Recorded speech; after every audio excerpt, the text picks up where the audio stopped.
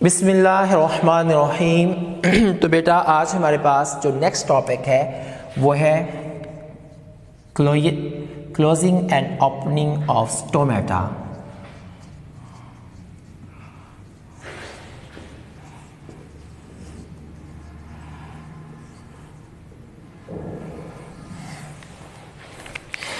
दो तरह के फैक्टर्स हैं जो कि आपके स्टोमेटा को ओपन भी करते हैं और क्लोज भी करते हैं।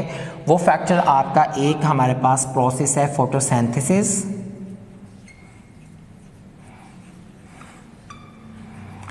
और सेकंड हमारे पास है पोटेशियम आयंस कंसंट्रेशन। ये दो तरह के फैक्टर्स हैं जो तुम्हारे फोटोसिंथेसिस को ओपन भी करते हैं एंड क्लोज भी करते हैं। तो यहाँ पर अलग अलग हम इसकी अब स्टडी लेते हैं। फर्स्ट हम बात करते हैं फोटोसिंथेसिस। बेटा मैंने फोटोसिंथेसिस के मुतालिक बड़ी वजाहत के साथ तुम लोगों से लेक्चर्स में भी बातें की हैं और क्लास के अंदर भी की हुई है। अब फोटोसिंथेसिस का प्रोसेस जो है तुम्हारे क्लोरोप्लास्ट में होता है, ठीक है। अब क्लोरोप्लास्ट के अंदर एक ग्रीन पिगमेंट पाया जाता है, वो ग्रीन पिगमेंट कहलाता है क्लोरोफिल। जहां जहां ग्रीन पार्ट पौधे के अंदर मौजूद है वहां वहां फोटोसिंथेसिस का प्रोसेस होता है। स्पेशली जो फोटोसिंथेसिस का प्रोसेस है ये लीव्स के अंदर सबसे ज़्यादा होता है, क्योंकि आमतौर पर लीव्स जो है तुम्हारी ग्रीन ही होती हैं। अब जो तुम्हारी लीव्स हैं उसमें आपके जो है वो इंटरसेलुलर स्पेसेस मौजूद होती हैं, जिन्हें दूसरे लफ्ज़ों में मैं बोल सकता हूँ स्टोमेटा, ठीक है। अब इसके गिर्द कुदरत ने जो है इसकी हिफाजत के लिए स्पेसिफिक स्ट्रक्चर्स बनाए हुए हैं। इन स्पेसिफिक स्ट्रक्चर्स को बोला जाता है गार्ड सेल्स। क्या बोला जाता है? Guard cells. अब गार्ड सेल्स के अंदर डे टाइम के अंदर जब फोटोसिंथेसिस का प्रोसेस होता है ना, तो उस सूरत के अंदर भी गार्ड सेल के अंदर भी फोटोसिंथेसिस का प्रोसेस हो रहा होता है। अब गार्ड सेल के अंदर जब फोटोसिंथेसिस का प्रोसेस होता है तो यहाँ पर ग्लूकोज जो है वो डे टाइम के अंदर मोर ग्लूकोज कंसंट्रेशन होती है, ठीक है। ग्लूकोज की बहुत ज़्यादा, जिस तरह मेसोफिल सेल्स के अंदर बहुत ज़्यादा कंसंट्रेशन होती है, इस तरह गार्ड सेल्स के अंदर भी क्लोरोप्लास्ट मौजूद है, मेसोफिल सेल यहाँ पे भी मौजूद है, ठीक है। तो जब ग्लूकोज बहुत ज़्यादा मिकदार में बनता है तो यहाँ पर जो वाटर पोटेंशियल है वो डिक्रीज हो जाती है। क्या हो जाती है? डिक्रीज हो जाती है। अब पानी की मिकदार लेवल जैसे कम होता है तो आप लोगों के जो गार्ड सेल्स हैं इसमें एक इन्वायरमेंट पैदा होता है। उस इन्वायरमेंट को हम बोलते हैं हाइपरटोनिक। क्या बोलते हैं? हाइपरटोनिक। जैसे ही आपके गार्ड सेल्स जो है वो ग्लूकोज कंसंट्रेशन से हाइपरटोनिक होते हैं, पानी का लेवल डिक्रीज होता है, तो फौरन इर्द गिर्द के जो सेल्स हैं, इर्द गिर्द के जो सेल्स हैं उसके अंदर ऑस्मोसिस प्रोसेस से ये जो है पानी इनके अंदर दाखिल होता है, ठीक है। अब तुम्हारे जो गार्ड सेल्स हैं उसकी जो अंदर वाली साइड होती है कनकेव होती है, बाहर वाली कन्वेक्स होती है, मीन्स वो इस टाइप के होते हैं। अंदर से पहले वो मोटे होते हैं, लेकिन जैसे ही पानी में दाखिल होता है तो पानी की वजह से स्वेल होते हैं, स्वेल होने की वजह से वो पीछे की तरफ हटते जाते हैं इवन के, और वो जब एक दूसरे से पीछे हट जाते हैं फ्रिक्शन लेकर, तो दरमियान में जो उनका स्टोमेटा होता है वो क्या हो जाता है? ओपन हो जाता है। तो यहाँ पर ये बात साबित हो गई कि फोटोसिंथेसिस के प्रोसेस के अंदर जो ऑस्मोसिस के ज़रिए पानी अंदर दाखिल होता है तो वो पानी जो है, यानी फोटोसिंथेसिस कह लो चाहे ऑस्मोसिस कह लो, ये जैसे ही पानी अंदर दाखिल होता है तो फोटोसिंथेसिस, मैंने इसलिए कहा कि फोटोसिंथेसिस ही वो प्रोसेस जिसके ज़रिए ऑस्मोसिस का प्रोसेस का आगाज़ हो, या ट्रांसपायरेशन के ज़रिए हो सकता है ऑस्मोसिस का प्रोसेस की ट्रांसपायरेशन हो रही है तो उसमें वाटर लॉस जब होता है तो पत्तों के अंदर पानी की मिकदार कम होती है तो ट्रांसपायरेशन भी ऑस्मोसिस के प्रोसेस को शुरू करता है, ठीक है। लेकिन फोटोसिंथेसिस हमारे पास सबसे ज़्यादा जो है वो आपके स्टोमेटा के खुलने और बंद होने में हेल्प करता है कि ग्लूकोज जब तक बनती रहेगी, कंसंट्रेशन ज़्यादा रहेगी, ऑस्मोसिस से पानी अंदर दाखिल होता रहेगा और आपके गार्ड सेल खुले रहेंगे और स्टोमेटा ओपन हुआ रहेगा। तो जब तक फोटोसिंथेसिस का अमल है तब तक आपके स्टोमेटा खुले रहेंगे। लेकिन जैसे ही नाइट होती है तो वहाँ पर फोटोसिंथेसिस का अमल जो है आहिस्ता होते होते इवन के रुक जाता है। जब रुक जाएगा तो ग्लूकोज बनना बंद हो जाएगी, जिसकी वजह से ग्लूकोज कंसंट्रेशन क्या हो जाएगी, गिर जाएगी। जैसे ग्लूकोज कंसंट्रेशन जो है वो गार्ड सेल में गिरेगी तो पानी ऑटोमेटिकली जो है वहाँ से बाहर निकलना शुरू होगा और नतीजा क्या होगा कि आपके गार्ड सेल जो डे टाइम में इस तरह फूले हुए थे दोबारा अपनी असल हालत में वापस आते जाते इवन एक दूसरे से मिल जाते हैं। जैसे एक दूसरे से मिलते हैं तो आपका स्टोमेटा क्या हो जाता है, क्लोज हो जाता है। तो फोटोसिंथेसिस का अमल स्टोमेटा के खुलने और बंद होने में हेल्प कर रहा है। सेकंड मैंने बताई है तुम्हारी पोटेशियम आयंस। कौन सी? Potassium ions. अब पोटेशियम आयन जो है ये पौधे में पैदा होने के लिए सनलाइट का मौजूद होना ज़रूरी है। जितनी ज़्यादा सनलाइट स्ट्रॉन्ग होगी, इंटेंसिटी जितनी इसकी ज़्यादा होगी, पोटेशियम आयन उतनी मिकदार में इर्द गिर्द के या एपिडर्मल सेल से जो है वो बाहर निकलेंगे। ठीक है ना।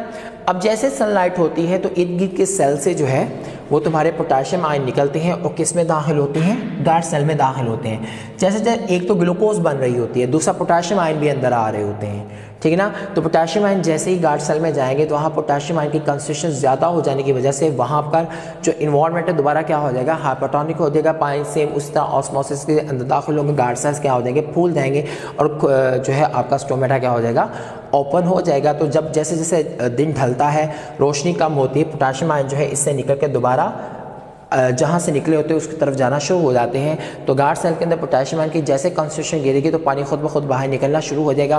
तो तुम्हारे गार्ड सेल विल्ट हो जाएंगे, दोबारा असल पोजीशन में आना शुरू हो जाएंगे और नतीजा क्या होगा, तुम्हारा स्टोमेटा क्या हो जाएगा, क्लोज हो जाएगा। तो इस तरीके से फोटोसिंथेसिस जो है और जो पोटेशियम आयन है तुम्हारे स्टोमेटा को खुलने में और बंद होने में जो है वो हेल्प करते रहते हैं। बेटा समझ आ गई मेरी बात यहाँ तक। नेक्स्ट आप लोगों की है significance of transpiration.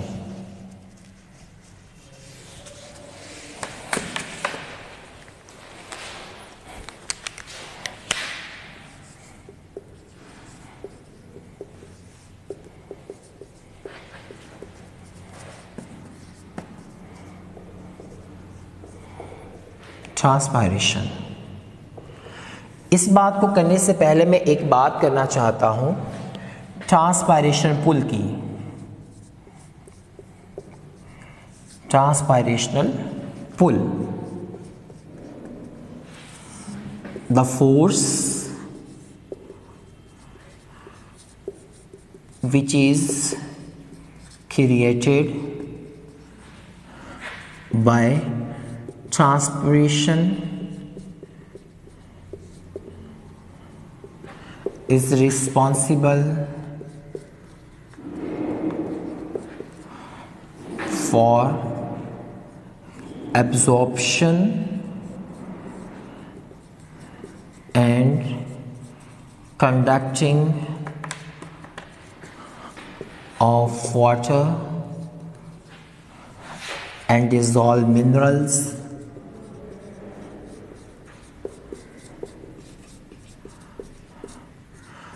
from ground to aerial parts of plants is called ट्रांसपायरेशनल पुल। ये हमारे पास वो फोर्स है जो किसकी वजह से पैदा होती है, ट्रांसपायरेशन से। अब देखो बेटा कि डे टाइम के अंदर जब सनलाइट होती है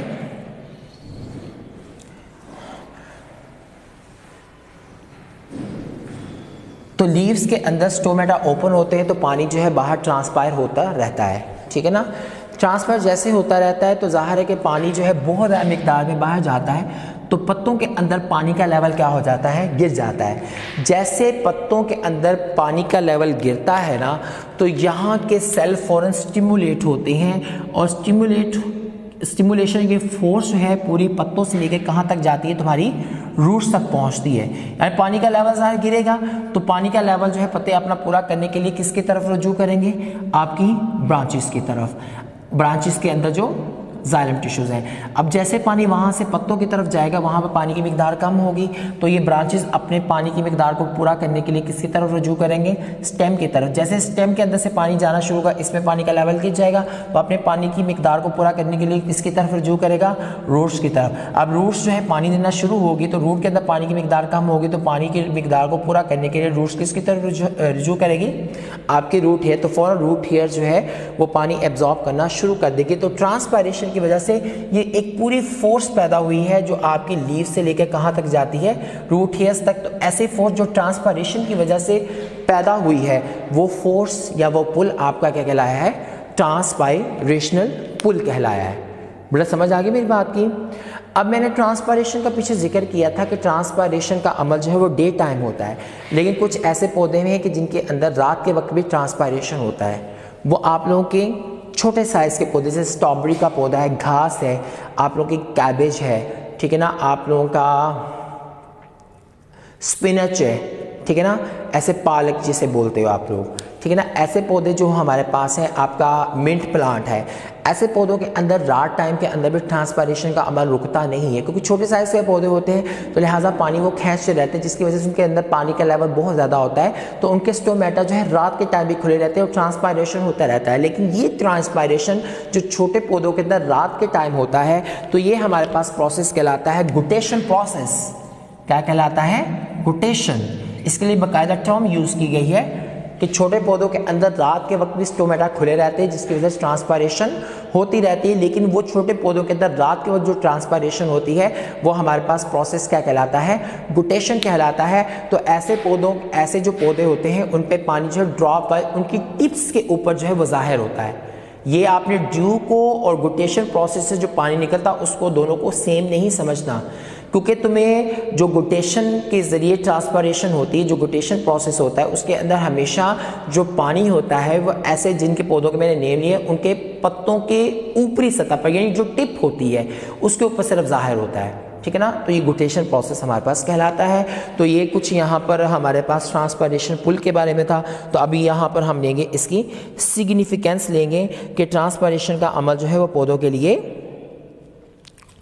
क्यों ज़रूरी है।